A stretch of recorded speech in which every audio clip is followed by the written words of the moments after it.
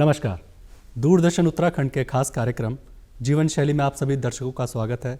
मैं हूं आपके साथ अजय पुंडीर। दर्शकों, जैसा कि हम अपने इस कार्यक्रम में विभिन्न कार्य क्षेत्रों से जुड़ी हुई हस्तियां और उनके कार्य क्षेत्र के बारे में बात करते हैं और समझने का प्रयास करते हैं कैसे किसी कार्य क्षेत्र को सफल बनाया जा सकता है। इसी क्रम में आज हम बात करेंगे उत्तराखंड के पारंपरिक भोजन और मोटे अनाज के महत्व के बारे में। जैसा कि हमारे प्रधानमंत्री जी ने भी मोटे अनाज के महत्व को बढ़ावा देने का आह्वान किया है और संयुक्त राष्ट्र भी इस वर्ष इंटरनेशनल मिलेट्स डे मना रहा है।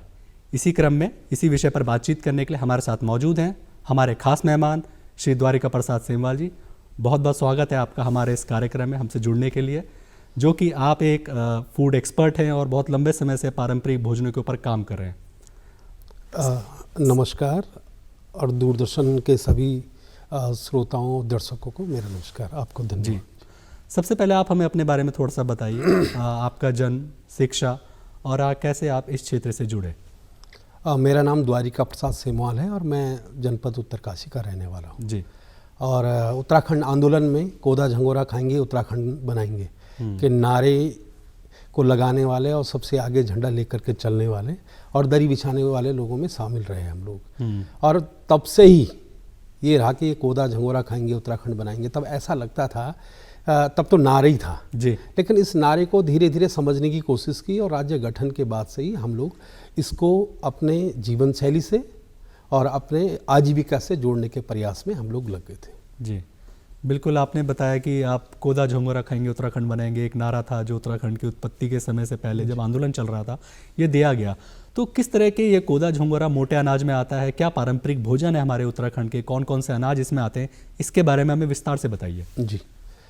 देखिए, ये जो मोटा अनाज है जी, और ये दुनिया का सबसे बारीक अनाजों में से एक होता है, लेकिन इसको मोटा अनाज का नाम दिया गया। और ये अनाज जो मोटे अनाज है ये पारिस्थितिकी संतुलन बनाए रखने में बड़े सक्षम है। और ये ऐसे अनाज है कि जो अति बारिश भी हो तो उसमें भी सर्वाइव करते हैं और सूखा भी पड़े तो उसमें भी सर्वाइव करते हैं। और ये मूल रूप से प्रकृति की जो पहली फसल थी, पहला जो अन्न था, वो मोटे अनाज के रूप में ही हम लोगों ने, जो हमारी मानव सभ्यता जब से इस धरती पर शुरू हुई तो तब से ये मोटा अनाज हम लोगों से और हम इससे जुड़े हुए जी। जैसे कि हरित क्रांति से पहले हमारे मोटे अनाज का महत्व एक अलग होता था, क्योंकि उस समय गेहूं चावलों का उतना प्रोडक्शन नहीं था जितना मोटे अनाज के महत्व के बारे में बात होती थी, चाहे उसमें रागी, ज्वार, बाजरा हो या हमारे प्रदेश की बात करें तो कोदा झंगोरा हो। तो क्या वो महत्व क्यों था और किस लिए वो उस समय उपयोगी होता था और क्यों आज उस मोटे अनाज की प्रासंगिकता जो है वो बढ़ गई है?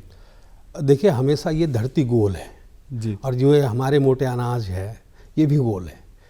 क्या था कि जब हम लोग पूरे देश में बहुत सारे विकास नहीं था, सड़कें नहीं थे, नहरें नहीं थी, तो ये फसलें तब की है जब कुछ ऐसी व्यवस्थाएं नहीं थी, तब भी ये उगती थी। तब जनसंख्या कम थी।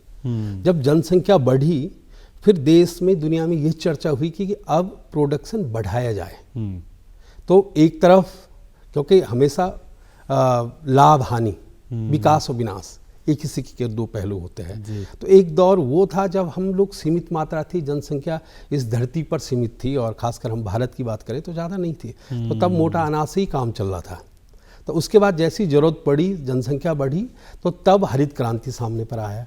तो हरित क्रांति ने अन्न के भंडार तो हमारे भरे, लेकिन जो जीवनदायिनी, जो संजीवनी और जिसे हम देव फसल भी कहते हैं मोटा अनाजों को, तो वो धीरे धीरे धीरे धीरे पीछे चलता गया। अब क्या हुआ कि वो दौर था जब भाई आज भी कैश क्रॉप की बात होती है, ऐसा नहीं है। तब ये था कि कैसे हम अपनी आमदनी भी दुगुना करें, हम अपने उत्पादन को बढ़ाएं और जो हंगर रेशो था उसको कैसे हम कम करें, सबके पास भोजन जाए। तो तब हरित क्रांति ने इन फसलों को जो समर्थन मूल्य दिया और ये आगे बढ़ी और हमारी फसलें धीरे धीरे पीछे चलती गई। तो हरित क्रांति के बाद ठीक से भोजन सबके पास गया, लेकिन उसके न्यूट्रिशन वैल्यू, जो पोषक तत्व थे वो पीछे छूट गए। वो मोटा अनाज के साथ ही पीछे चले गए जी, क्योंकि मोटा अनाज पोषक तत्वों से भरपूर है और उनके जो उसमें जो न्यूट्रिशन पाया जाता है, जो उससे सुपर फूड भी कहते हैं हम, जो उससे सब कुछ बनने वाला होता है, जो व्यंजन बनने वाले होते हैं। तो अब बीच का दौर देखिए छोटे से समय में ही 60-70 के दशक में इसको ये पीछे चला जाता है, फिर 2000 के बाद और 2020 में खासकर जैसी कोविड आया तो कोविड ने सबको एक झटके से, जहां हरित क्रांति ने अन्य फसलों को सपोर्ट किया, वहीं कोविड ने भी दुनिया को बता दिया कि आपको अगर स्वस्थ रहना है, तंदुरुस्त रहना, तो आप मोटे अनाज का प्रयोग कीजिए। जी, आपने पौष्टिकता की बात करी, न्यूट्रिशन वैल्यू की बात करी, इस पे थोड़ा सा हमें और प्रकाश डालिए। किस तरीके से न्यूट्रिशन है हमारे लाइफस्टाइल के लिए, हमारी हेल्थ के लिए, और क्या क्या इनके फ़ायदे होते हैं इनको उपयोग करने के बाद? देखिए क्या है ना कि फ़ायदे, हमारी जो हरित क्रांति के बाद जो फसलें आई उसमें एक तरफा इकोनॉमी की तरफ बढ़ा और पेट भरने की तरफ बढ़े, ठीक है। धरती का नाश, पानी का नाश, जो प्राकृतिक हमारे जल स्रोत है, नदी, धारे, पनियारे, जहाँ से हम लोग पानी प्राप्त करते हैं, कहीं ना कहीं जो है सारा इसका जो पेस्टिसाइड हमने यूज़ किया जी उत्पादन बढ़ाने के लिए, तो उसका असर कहाँ गया? पानी पर भी गया, उसका असर हवा पर भी गया। पंजाब में पानी कई जगह ऐसा जहाँ पीने लायक नहीं है, उत्तर प्रदेश में कई जगह ऐसा जहाँ पर पानी पीने लायक नहीं है, तो उसका असर वहाँ भी होता रहा, तो स्वास्थ्य पे हो नहीं था, ठीक है। ये हमारी जो मोटे अनाज हैं, ये धरती के लिए भी संजीवनी का काम करते हैं, ये पानी को भी रोकते हैं, इसमें कि पेस्टिसाइड की ज़रूरत नहीं होती है। तो धरती के स्वास्थ्य से लेकर मनुष्य और जानवरों के स्वास्थ्य के लिए भी जो बहुत ही फायदेमंद है। हम ये मान के चलिए आपकी जो हमारा मोटा अनाज है उसका जो चारा होता है बड़ा पौष्टिक होता है। हम जो दूध प्राप्त करते हैं गाय माता से, भैंस से, तो फिर दूध में भी उसका असर दिखता है। और जो हम आज दूध, जिन पशुओं का जो बाहर से ये दूध आ रहा है, जो हाइतोबा जो ये पेस्टिसाइड वाली घास, ये सारी, मतलब हमें ये समझना पड़ेगा कि जो हमारे फसलें हैं, जो मोटा अनाज है, तो मोटा अनाज के ही चारों तरफ ये दुनिया है, ठीक है साहब। अब इसमें जो पोषक तत्व है, अब कल्पना कीजिए कि जब पहाड़ों में रोड नहीं रही होगी, लोग बीमार भी होते थे होंगे, बिल्कुल, हॉस्पिटल की क्या व्यवस्था थी होगी, लेकिन लोग बीमार नहीं होते थे। जैसा हमारा मंडुआ है जी, उसमें बड़ी मात्रा में कैल्शियम पाया जाता है। ये बुखार, सर्दी, जुकाम, ये सारा चीज़। अब मंडुए में इस तरह के पोषक तत्व पाए जाते हैं कि गर्भावस्था के दौरान जी, और उसके बाद माताओं को जब उसका बनाया हुआ बाड़ी खिलाया जाता है, तो बच्चों को दूध की कमी जो माताओं में होती है, तो दूध की कमी दूर हो जाती है, प्लस बच्चों की हड्डियाँ मजबूत हो जाती है। और हम झंगोरी की बात करते हैं, पीलिया जैसे रोग को जो है ना, एकदम से हॉस्पिटलों में भी अभी तक जो है ना पीलिया का ढंग का इलाज नहीं है। ये आप लिख के लीजिए कि अभी पीलिया का कोई अच्छा सा इलाज नहीं, लेकिन झंगोरा खाइए आप, जो है उससे ठीक रह जाओगे। इसमें विटामिन, प्रोटीन्स प्रचुर मात्रा में है। और ये दुर्भाग्य रहा हम सब समाज का कि हमने मोटे अनाज पर रिसर्च नहीं किए, हमने मोटे अनाजों को जो है और बेहतर तरीके से प्रेजेंट करने की कोशिश नहीं की, क्योंकि ये आम समाज का काम नहीं था, ये वैज्ञानिकों का काम था। लेकिन सच्चा बीज होना, एक कहावत है गढ़वाल में, सच्चा बीज होना तो पत्थर के ऊपर भी उग जाता है। तो वही मोटे अनाज ने भी तय किया कि आपको बचना है।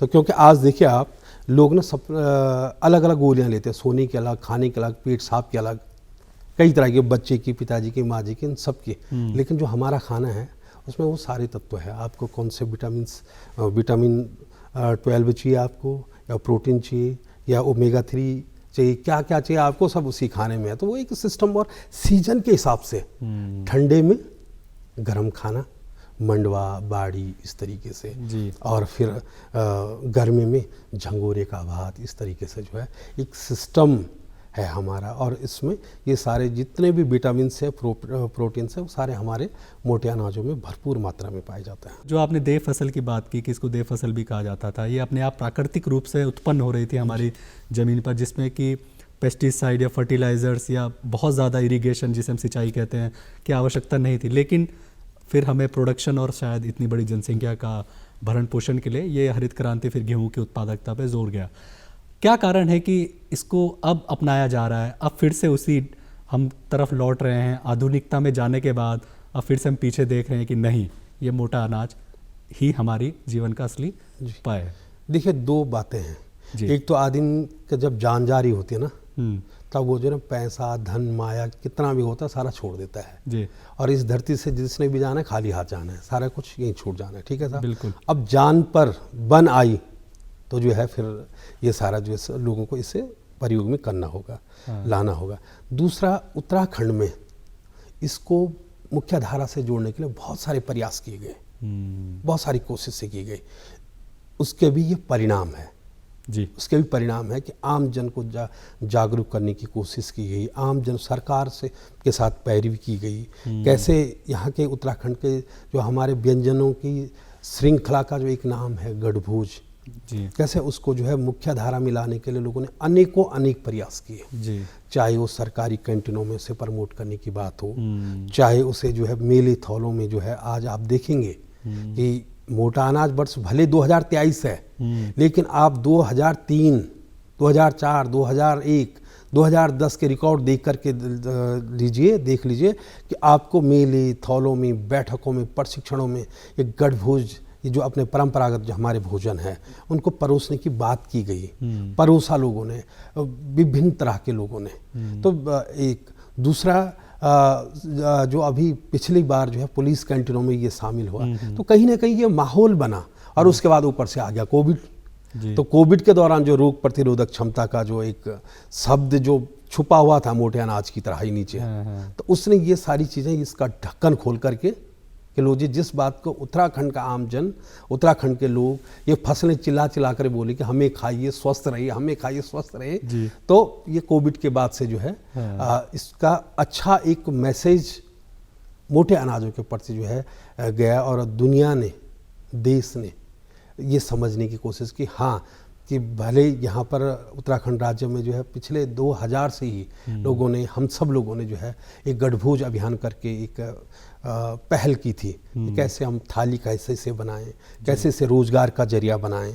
तो लगे हुए थे, टुक टुक अपने जो है लगे हुए थे, लेकिन धीरे धीरे आज जो ये बड़ी आवाज़ बनी, इसके पीछे कहीं ना कहीं जो है माननीय प्रधानमंत्री जी का भी बड़ा सहयोग है, अपनी उत्तराखंड सरकार का बड़ा सहयोग है, और इसके बाद यूएन ने भी इसे स्वीकार किया। और यूएन ने अगर स्वीकार किया तो ये अपने उत्तराखंडियों के, ये अपने भारत के उन तमाम मोटा अनाज के जो उत्पादक है, जो ज्वार, बाजरा, झंगोरा, कौनी, चीना, मंडवा, रामदाना, इन सबको उगाते हैं, जिनको जो है ना छोटा और गरीब आदमी कहा जाता है जी। और जिनके परिवारों के साथ रिश्ते को लेकर के भी आनाकानी की जाती थी। ये उन सबका सम्मान है, देर से ही सही, लेकिन ये उनका आज सम्मान है। आज सम्मान है जी, बिल्कुल उचित सम्मान का शायद जी डिजर्व भी करते हैं। मैं इस पे आना चाहूँगा, कौन कौन से मोटे अनाज हैं हमारे, खास करके उत्तराखंड के संदर्भ में, और कौन कौन से व्यंजन इसके लिए फेमस हैं हमारे उत्तराखंड में या पूरे देश में? देखिए, उत्तराखंड में तो मुख्य रूप से जो है ना झंगोरा, मंडवा, कौनी, चीना और रामदाना, ओगल, कुट्टू, ये होते हैं पहाड़ी क्षेत्रों में। और मैदानी यहाँ पर उधम सिंह नगर और हरिद्वार में कम मात्रा में ज्वार बाजरा होता है जी। और ये पूरी बेल्ट ज्वार बाजरे की थी, धीरे धीरे वो भी सिमटता गया। ठीक है, तो यहाँ पर ये मोटा अनाज खासकर उगाया जाता है और इसके जो तत्व ये बनते हैं, हमारे व्यंजन बनते हैं। हम मंडवे की बात करते हैं तो मंडवे के जो है बाड़ी अलग बनते हैं। अब नए कलेवर में डिंडके इसके बनते हैं। इसकी रोटी तो ये मंडवे की रोटी तो बड़ी फेमस ही है। ठीक है, इसके अब हम लोग जो है मंडवा पेय और एनर्जी पाउडर के रूप में भी इसको लेके आए बाजार में। ये सारे हो गए। झंगोरी का जो है अपना खीर हो गई, जो हम इस दौरान भी इसे प्रयोग करते हैं व्रत, उपवास आदि में। और एक चीज़ रह गई, मंडवे के बिस्किट जी, मंडवे की चॉकलेट, मंडवे की नमकीन, ये सारी चीज़ें अब नई नई चीज़ें जो है, मंडवे की बर्फ़ी जी, हाँ, मंडवे की मिठाइयाँ, ये मंडवे के लड्डू भी अब बहुत बड़ी मात्रा में अब बाज़ार में आ गए और लोगों ने इसको भट्ट भी इनमें शायद एक, हाँ, भट्ट तो हमारा ऐसा उत्पाद है जी कि पहाड़ में एक कहावत है ना कि अगर मांसाहारी हो तो आप भट्ट खाए, ये शाकाहारी मांसाहारी अगर आप हो, शाकाहारी आप हो अगर, तो आपको मांसाहारी वाले तत्व जो चाहिए वो आपको भट्ट में मिल जाएगा।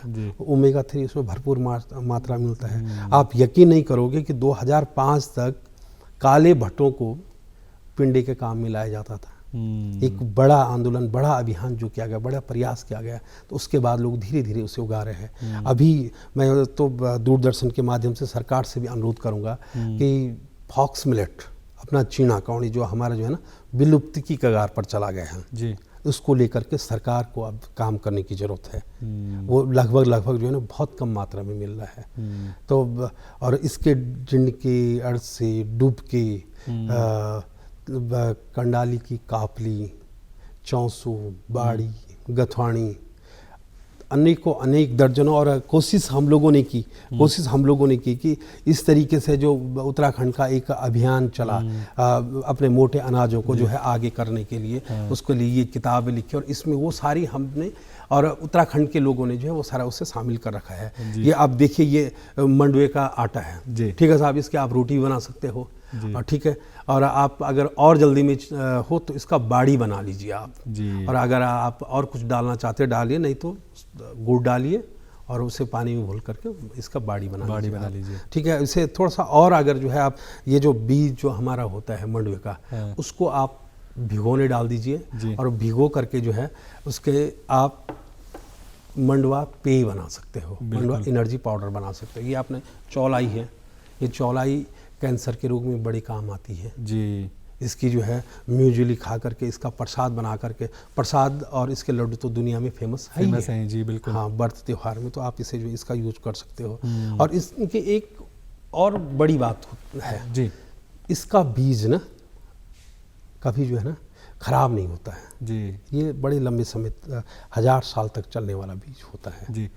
और ये इसमें जितने पौष्टिक तत्व है उससे ज़्यादा इसमें धरती को, जैव विविधता को बचाए रखने की भी ताकत है जी। इसलिए मोटे अनाजों को प्रमोट किया जाना चाहिए, और मोटे अनाजों को लेकर के अच्छी मार्केटिंग व्यवस्था की जानी चाहिए, जो अभी उत्तराखंड सरकार ने कोशिश की है जी। कि अभी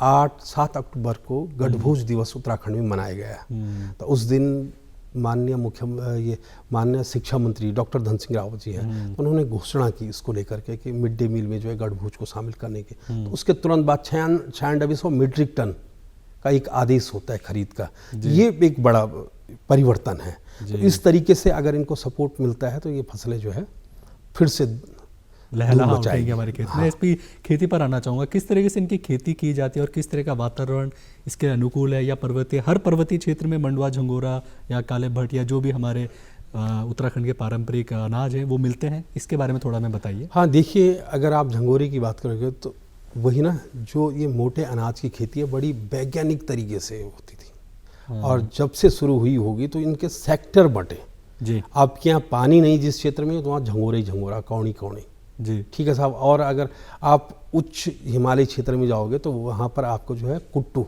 बकवीट जिसे कहते हैं, वो वहाँ पर आपको बहुत बड़ी मात्रा में मिल जाएगा। और बीच के क्षेत्र में मध्य हिमालय, हाँ, या ये 1200 से लेकर 2400 मीटर की ऊंचाई तक जो है आपको मंडवा, काले भट्ट, गहत, तोर, ये सारी चीज़ें जो है, चीना, ये भी वहाँ पर मिल जाएगा। तो ये मूल रूप से बिना पानी वाली फसलें हैं कि ये अपने आप में जो है ना प्रकृति की खेती है, ये और प्रकृति की देन है। क्या इसका सिर्फ बीज धरती पर जाना चाहिए जी, बस उसके बाद जो है उसी का काम है, खुद ही सर्वाइव कर लेता है। इसको न ज़्यादा पानी की ज़रूरत है, न ज़्यादा सूखे की है, और न ज़्यादा पानी की है, और कुछ भी हो जाए ये सर्वाइव कर लेती है जी। आपने कहा कि जैसे सूखे में भी इसको कोई ज़्यादा खास फर्क नहीं पड़ता, कोई फर्क नहीं पड़ता। ज़्यादा बाढ़ या पानी आ जाए, ज़्यादा बारिश हो जाए तो उसमें भी कोई खास कोई इसको ज़्यादा कोई फर्क नहीं पड़ता है जी। और इसका सब कुछ इस फसल की ये ना, इसका पंचांगी काम आता है, पूरा पौधा ही काम आता है जी। अब हम मंडवे के ले लो, मंडवे निकाल दे, उसके बाद इतना अच्छा चारा होता है उसका, मत पूछिए आप जी। तो आपने जो ये चारे की बात करी, तो इसके जैसे कि मंडवे की आपने बात करी, जो मंडवा निकालने के बाद उसकी जो अवशेष हैं वो चारे में, और किन किन फसलों के अवशेष इस तरीके से काम आते हैं? सारे लगभग। ये चौलाई के मरछटाई नाम से बड़ा फेमस है जी, मरछटा, उसका बड़ा काम आता है। झंगोरे का जो है झंगरेट बोलते हैं उसे, भैंस बहुत ही ज़्यादा दूध देती है, उसे दूध नहीं दे रही तो झंगरेटा खिला दो।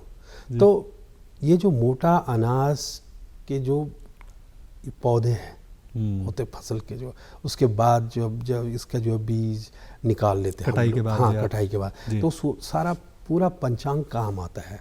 इसको ना सुखा करके फिर पेड़ों में टांग देते हैं और अक्टूबर के दौरान ये फसलें निकलती है, सितंबर अक्टूबर में। तो अक्टूबर के बाद पहाड़ में हो चाहे देश में शीतकाल शुरू हो जाता है, तब चारे की कमी होती है, तो तब उस दौरान के लिए इन सबको जो स्टोर करके रखा हुआ रहता है पेड़ पर, तो इसका चारा वहाँ काम आता है और दूधारू पशुओं के लिए बहुत ही ज़्यादा अच्छा होता है, बहुत लाभदायक होता है। जी, मैं अब आगे बढ़ना चाहूँगा कि कुछ चैलेंजेस भी होंगे इसकी जागरूकता अवेयरनेस को लेकर समाज में, कि किस तरीके से इसको स्थापित किया जाए या एक नॉर्मल सिचुएशन में हमारे समाज में फैलाया जाए कि नहीं ये एक आम जनजीवन का भी हिस्सा हो सकता है। इसके बारे में हमें थोड़ा बताइए। देखिए, इसके जो चुनौतियाँ हैं, जो चुनौतियाँ, जी, कुछ को तो हम लोग आगे पार कर चुके हैं जी, उन पर जीत हासिल कर चुके हैं। जैसा कि दुनिया की, देश की मुखियाओं के नज़र में ये लाना था कि मोटे अनाजों की महत्ता को लाना था, तो उसमें हम लोग पास हो चुके हैं। एक दूसरा अब है मार्केटिंग को लेकर के, तो मार्केटिंग को लेकर के इसके अभी थोड़ा सा और काम करना पड़ेगा। जिस तरीके से अभी मंडुआ को लेकर के उत्तराखंड सरकार ने बड़ी संवेदनशील पूर्वक जो है उसको अपनी संवेदनशीलता दिखाई, तो उसी तरीके से अन्य फसलों को लेकर के भी अभी शुरुआत में सपोर्ट करना होगा, क्योंकि लोगों ने बहुत कम मात्रा में इसे उगाना बंद कर दिया है, उगाना जो है इसे बंद कर दिया है। ठीक है, तो मार्केटिंग का एक जो कोऑपरेटिव के माध्यम से खरीदा जा रहा है वो एक बड़ा ये महत्वपूर्ण हिस्सा है। दूसरा ना कि देखिए, हम लोग जब चाहे पीडीएस की दुकान हो, चाहे अभी भले हमें कहना चाहिए नहीं कहना चाहिए, चाहे आबकारी विभाग की दुकानें हो या कोई भी उद्योग धंधे होते हैं, उनको लेकर के बड़ा सपोर्ट किया जाता है सरकार की तरफ से। तो ठीक उसी तरीके से जो हम लोग बार बार डिमांड करते आ रहे हैं कि इसकी मार्केटिंग कैसे होगी। यहाँ पर हमारा लाखों तीर्थयात्री आता है, पूछता है साहब हमें भोजन यहाँ का, उत्तराखंड का क्या भोजन है, यहाँ का भोजन कहाँ मिलेगा, गढ़भुज कहाँ मिलेगा। तो सिर्फ गिनाए होते हैं गढ़वाल मंडल विकास निगम, कुमाऊं मंडल विकास निगम और कुछ वो लोग जिनको धक्का मार के प्रेरित करके तैयार कर रखा कि साहब आपने तो गढ़भुज तो खिलाना ही लोगों को, एक डिश आपने शामिल करनी है। जैसा चाहे होम स्टे हो, चाहे हम लोग छानी स्टे पर भी काम करें, छानी स्टे में हो, तो कुछ लोग खिला रहे हैं, लेकिन बड़ी मात्रा में हो। जैसा साउथ इंडिया में मैंने कन्याकुमारी से लेकर देहरादून और बंगाल से लेकर देहरादून तक साइकिल यात्रा की, तो वहाँ पर हमने देखा बड़ा अच्छा उदाहरण लोगों ने पेश किया हुआ है कि आपको खाना है तो इडली डोसा मसाला डोसा, इडली मसाला डोसा सांभर, यही खाना है जो क्षेत्रीय भोजन। नहीं खाना तो जयराम जी का आप देख लीजिए, फिर किसी बड़े होटल में मिलेगा आपको। तो हम तब 1.5 महीने तब साइकिल वहाँ पर चला रहे थे, तो हमें कहीं चाउमीन नहीं दिखा, जो चाउमीन उत्तराखंड के घाटों पर भी मिल जाता है। तो हमें वैसी उसी तर्ज पर यहाँ पर सरकार से निवेदन है कि हर होटल, हर रेस्टोरेंट, भाई हम पानी दे रहे, सरकार पानी दे रही ना, बिजली दे रही, सड़क उपलब्ध करवा रही, इंटरनेट सुविधा उपलब्ध करवा रही है, तो क्यों नहीं इसको भी सपोर्ट कर रहे हैं वो लोग। तो अब सरकार को थोड़ा सा और इसको लेकर के संवेदनशीलता दिखानी होगी कि जितने भी हमारे होटल, ढाबा, रेस्टोरेंट, सरकारी, गैर सरकारी ये कैंटीनें हैं, जिसका उदाहरण मैंने पहले दिया कि भाई उत्तराखंड के पुलिस कैंटीनों में हमने 2020-2021 में इसे शुरू करवाए सप्ते के। और जो दूसरे प्रदेश में उत्तराखंड भवन है, दिल्ली, उत्तर प्रदेश, उसे और अच्छे तरीके से जिम्मेदारी के साथ हम बात करेंगे कि उत्तराखंड भवन मुंबई जी, तो वहाँ पर ओपी बडोनी जी है, बड़े संवेदनशील व्यक्ति है, तो उन्होंने पिछले साल ही सप्ताह के 2 दिन ये करते हैं। हमने दिल्ली में बात की, लेकिन अभी कोशिश करने की तो सरकार को कि भाई कम से कम जो हमारे बाहरी राज्यों में जो है हमारे कैंटीन ये भवन है, तो वहाँ पर प्रमुखता से अन्य भोजन सप्ताह का 1 दिन मिले, और गढ़भोज उत्तराखंड का परंपरागत भोज सप्ताह के 6 के 6 दिन कम से कम वहाँ पर मिले। तो ऐसी व्यवस्थाएं बनानी चाहिए, बन भी रही है। ये नहीं कहेंगे कि काम किया जा रहा है, लेकिन वो शायद कहीं ना कहीं समाज का एक बहुत बड़ा इसमें रोल है कि ये चीज़ें घर से अगर शुरू हो तो ज़्यादा बेटर है, जिसमें कि घर के बड़े जो माँ बाप हैं, जो अपने बच्चों को ये खिलाना या उसके महत्वता के बारे में बताना शुरू करें कि ये जंक फूड या प्रोसेस्ड फूड से क्यों अच्छा है। और साथ ही साथ फिर प्रोसेस फूड से इसकी लड़ाई भी चल रही है कि कमर्शियल अगर आपको बिजनेस या इकोनॉमी से इसको जोड़ना है, तो आपको किसानों को उनके उचित मूल्य दामों पर फसलें खरीदनी होंगी, तभी वो उगाएंगे, नहीं तो इसकी फसलें या इसकी खेती नहीं की जाएगी। इस पर थोड़ा प्रकाश डालेगी, कैसे हम इसको बाजार में इससे लड़ाई लड़े और जो प्रोसेस फूड या जो पैक्ड फूड है अंतर्राष्ट्रीय बहुराष्ट्रीय कंपनियों के, उनसे कैसे इसकी लड़ाई लड़ी जा सकती है? देखिए, इस मामले में अगर हम चाइना की बात करें ना, तो भले हमारा तो दुश्मन देश है, लेकिन जिसके दुश्मन की भी अच्छाई वो सीख लेनी चाहिए। बिल्कुल। तो घर घर जो कुटीर उद्योग वाली बात है ना, तो इसको लेकर के वैल्यू एडिशन की यूनिटें छोटी छोटी ना न्याय पंचायत स्तर पर, ग्राम स्तर पर होनी चाहिए, और आगे सरकार को इस तरफ प्रयास करनी चाहिए जी। आप देखिए, बाजार में जो है, किसी कंपनी का नाम नहीं लेना चाहिए हमें ज़्यादा, कि ऊर्जा पेय जो मिलता था, एनर्जी ड्रिंक्स, चाहे वो कुछ भी हो, ठीक है जी। तो उसी तरीके से हमारा ये मंडुआ पड़ा हुआ है यहाँ पर, ढेर सारा पड़ा हुआ है। तो इसका अगर देखिए, इसकी सेमी यूनिट, प्रोसेस यूनिट अगर जो है कम से कम 5 गांव में, 5 गांव के हिसाब से बनती है, और फिर हर डिस्ट्रिक्ट में एक एक बड़ी बड़ी यूनिटें हो, तो एक बहुत बड़ा बाजार क्रिएट किया जा सकता है। और दूसरा, अभी जो मिड डे मील में उत्तराखंड सरकार ने शामिल किया, तो उस पर भी सरकार को थोड़ा सा अब ध्यान रखना पड़ेगा कि अगर वो सही तरीके से इम्प्लीमेंट नहीं हुआ, हमें भय इस बात का है, सरकार को धन्यवाद है कि उन्होंने मिड डे मील में इसे शामिल कर दिया। अब भय इस बात का है कि इसको लेकर के, इम्प्लीमेंटेशन को लेकर के कोई कोताही न बरती जाए। अगर कोताही बरती गई तो हमारा जो टारगेट है कि बड़ा बाजार कैसे डेवलप होगा, जब हमारी जो ये नई जनरेशन है उसके न्यूट्रिशन वैल्यू समझेगी, उसे पढ़ेगी। तो अगर अभी हम थोड़ा ऊपर नीचे हो गए, तो एक बहुत बड़ा जो हमारा मिशन है धरती को बचाने का, स्वास्थ्य को बचाने का, लोगों को बचाने का, तो उसमें हम लोग सारे फेल हो जाएंगे जी। आपने बहुत अच्छी अच्छी बातें बताई कि कैसे इसको पर्यटक एक जो हमारा टूरिज्म है उसको हम इसको बढ़ावा दे सकते हैं, होम स्टेज में बना सकते हैं, ताकि पर्यटकों को यहाँ के पारंपरिक भोजन खाने को मिले, ना कि नूडल्स पे वो जाएं जो उनको शायद हर जगह मिल जाए। और इसी पे अब अंत में मैं आना चाहूँगा कि जो हमारे समाज है, माँ बाप हैं, नए युवा हैं जो इस क्षेत्र में काम करना चाहते हैं और मोटे अनाज को लेकर जागरूक हैं, हेल्थ को लेकर जागरूक हैं, स्वास्थ्य को लेकर, और हमारे जो फार्मर्स हैं, किसान हैं, उनके लिए काम करना चाहते हैं, उनके लिए कोई सलाह आपकी, या कोई एक एडवाइस या कोई एक टिप, ताकि वो अपने आप को, इस टिप को हमेशा दिमाग में रखें और आगे काम करें? देखिए, उनके लिए तो यही टिप है कि आपने इसे बचा के रखा, उसके लिए धन्यवाद। और दूसरी सबसे बड़ी बात है कि हमारा आपका सम्मान अभी उत्तराखंड सरकार ही नहीं, भारत सरकार ही नहीं, यूनाइटेड नेशन ने किया, तो ये हमें ध्यान रखना पड़ेगा और इसको आगे बढ़ाने के लिए प्रयासरत रहना पड़ेगा। और वो सारे आपके पड़ोस में अगर जो है शादी में गठभोज बन रहा है, तो उसको आप जरूर प्रमोट कीजिए जी। आपके बगल होटल में गठभोज बन रहा, परंपरागत भोजन बन रहा, तो आप उसे जरूर प्रमोट कीजिए जी।